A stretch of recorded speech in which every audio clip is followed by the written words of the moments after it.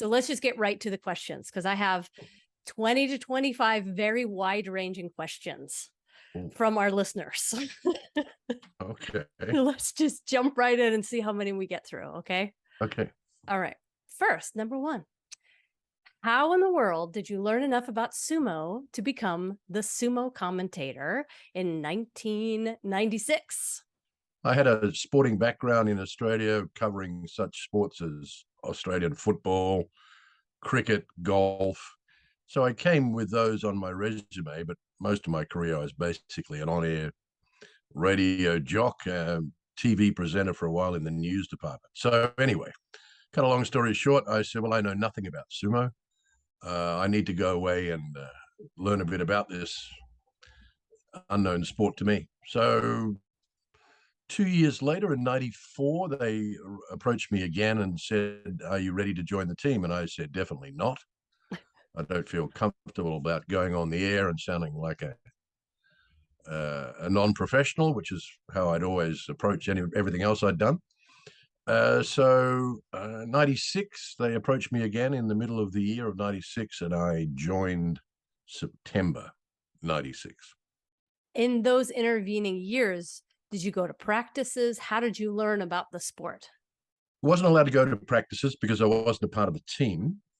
But I basically just read up as much as I could and watched as much sumo as I could on the Japanese broadcast, and also tuned in to the English one, which I found a little bit difficult to watch. But because in those days, remember, they were using IBM reams of paper. One of the guys that was a part of the three-man team, he just had reams and reams of printouts about data. And that's what he relied on air live, because they did the full 15 days, the three of them.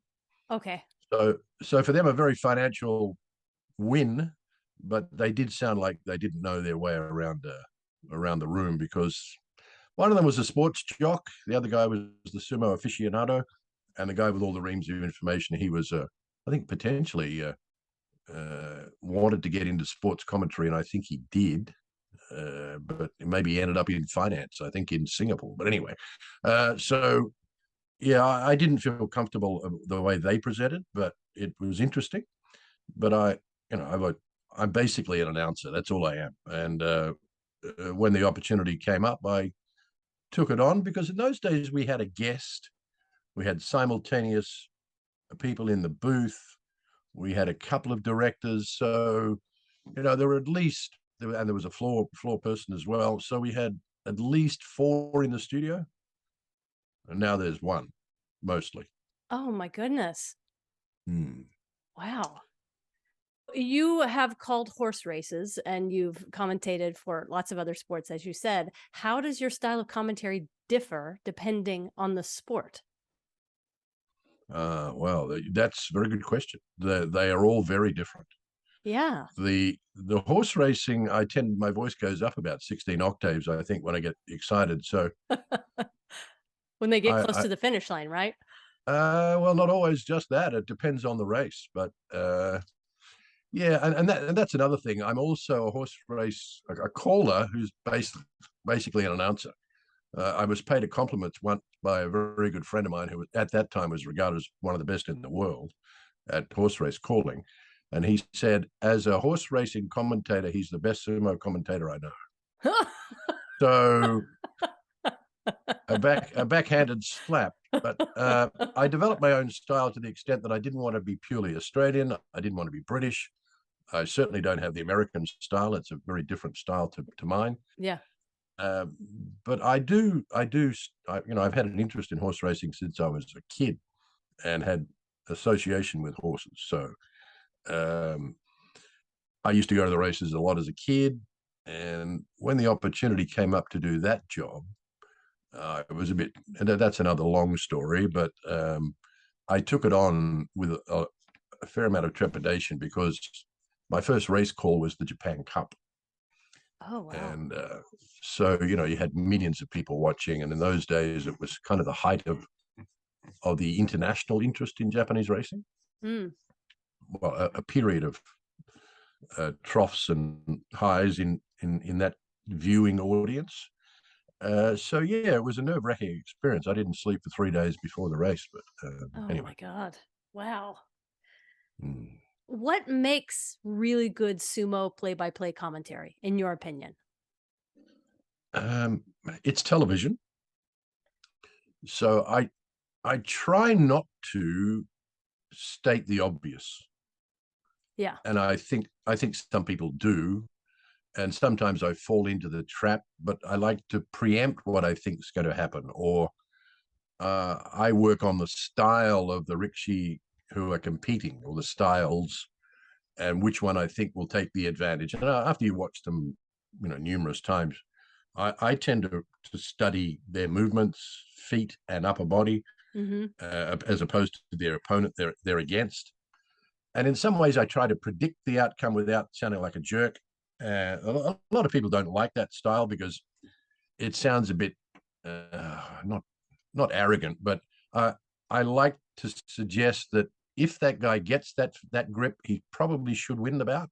Yeah. So I tend to analyze the bout as it's happening, and yet try to make it sound like I'm not, if that As makes sense.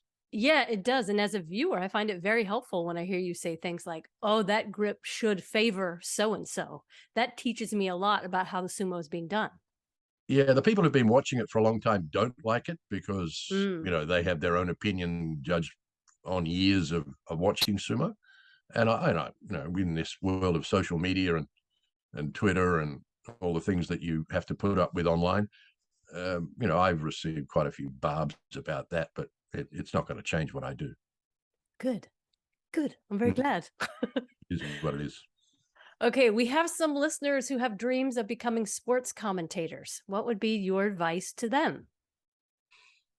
Well, sports commentary, we would love to have some people from overseas move to Japan and think about becoming sumo commentators, because Nice. I'm interesting that we're doing this around Halloween, because I thought I'd be on that program, something crusty and scary. But they need to have a passion for uh, learning about what they're doing, not Mhm. just.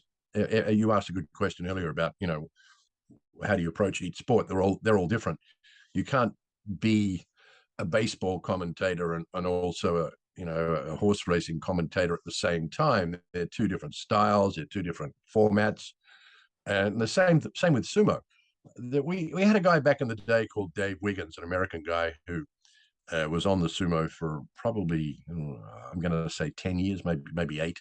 Mhm. And he copied a lot of American sports, Howard Cosell, those kind of guys. He had a lot of cliched, like hooly dooly and get out the maple syrup, ma, it's pancake time, all that sort of stuff. So Oh, all his bouts were full of the same little idioms and cliches, but that was his style. And he was very, what I would call, American sports commentator with sumo. It sounded a little bit like the WWE, but he was enjoyable to listen to, and he had a 50-50 fan base. 50 loved him, 50 hated him. mhm. Um, and then you have the other end of the scale, people who are probably a little bit more laid back, like I am, until the crunch comes along. And as I said earlier, it's television, so don't over commentate. I believe some of the people we have at the moment commentate, and it's like it's radio. They just can't shut up. I won't say who, but they need to realize that you don't need to talk all the time. Mm. But your question was about how do you get into sports commentary? Well, I say every sport is different. Analyze what you think your style is or what you want it to be, and go with it. If you copy one person in particular, I think that's not good. Maybe you take a little bit of everybody and 50% of yourself and steal from others. And then you will eventually shape your own style. I love it. I love it. Okay, the best part of your job, what is it? Doing the live show is interesting to the point now that we are analysts and play-by-play. So in the days when we had a guest in the studio before COVID, we would rely on them to review, or to review the bout and say what happened. And invariably, some of them are quite good at it, some of them weren't. So the fact that we lost them is, to me, not a big deal. But getting to do both, you've got to be able to make sure that when you do the live bout, don't overanalyze it to the extent that you've got nothing to say at the end when you're Ooh. doing the slow-mo replay. So there may be elements that you've missed, and that's what you seize on in the replay. You combine that with your initial live analysis with an extended view in the result. As you know, sumo, some of them don't last that long anyway. So Right. one of the sports you don't have to overanalyze. Okay, this is a personal question. What is your Mm. favorite food? Oh, yeah. Well, moving to Japan, I think you tend to change what your favorite food is. Ah, that's a very good question. Ah, what I like to eat and what I can here, but when you've got kids who don't like spicy food, um, he probably just a really nice seafood pasta. Oh, Uh, if that I wanted to make myself and whip up in 10 minutes or 15 minutes, but yeah, I have no particular favorite. There are lots of things I don't like, but a lot of Japanese food I don't like to eat, like certain Japanese foods like natto. I'm not a big fan of natto, but I don't think I'm a foreigner is exclusive in that area. I don't think Uh, so. So you yeah, like not spice? yeah. I like a bit of a kick. I worked in Malaysia for a while, and that certainly awakened my senses because some of the foods there are so hot. You need a respirator whilst you're eating it. But uh, generally, I'm not particularly. My wife might disagree, but I don't think I'm particularly fussy. Okay. Mm. Okay. What do you do in your spare time? Yeah, I was having the same conversation with my wife yesterday. Neither of us have a hobby anymore. What? Not well, does that mean you live your hobbies? Yeah, yeah. Well, that's a beautiful I way to live then. Well, it is because I think I'm lucky because being an announcer, a freelance announcer, if you don't enjoy it, I mean, there's something wrong because you get the opportunity to do so many different things, and I've Mm. been quite fortunate with that. But yeah, I used to play golf. I used to surf. Now I'm too old for both. Well, I'm not too old for golf, but golf still is very expensive in Japan, and I don't have a big circle of friends because of my work regimen, Mm. and most of the people I associate with on the getting together for a meal and a drink would be the horse racing crew, and I'm not with them every weekend, and so yeah, I'm normally on the computer studying horse racing and or sumo and or preparing for something else in relation to work related things like documentaries and a few other things that I've got irons in the fire. So yeah, nothing anymore. Unfortunately, kind of boring. I Oh, think if I move back to Australia, it'd be very different. But in Japan, the opportunities don't exist for me to do what I like to do. okay. If you lived in Australia, what would you do? I'd play golf more often. I'd rekindle my love for surfing, but I'd probably be going to the longboards. I think my old body would handle the short boards anymore. I've got a few boards still in somewhere around the house, and a set of golf clubs that I would have to not use because I'm sure all the heads would fly off as soon as they were pulled out of the bag because the threading is probably that degraded by now that one whack off the tee and they'd go with the ball. So yeah, a new set of clubs would be required. Okay. You mentioned documentary. Are you voicing documentaries or are you producing, directing? What are you doing? Or can you No, talk about basically, it? no. I'm just a talking head. I don't. I produced some back in the day, but especially in Japan, there is so much involvement from people from different quarters.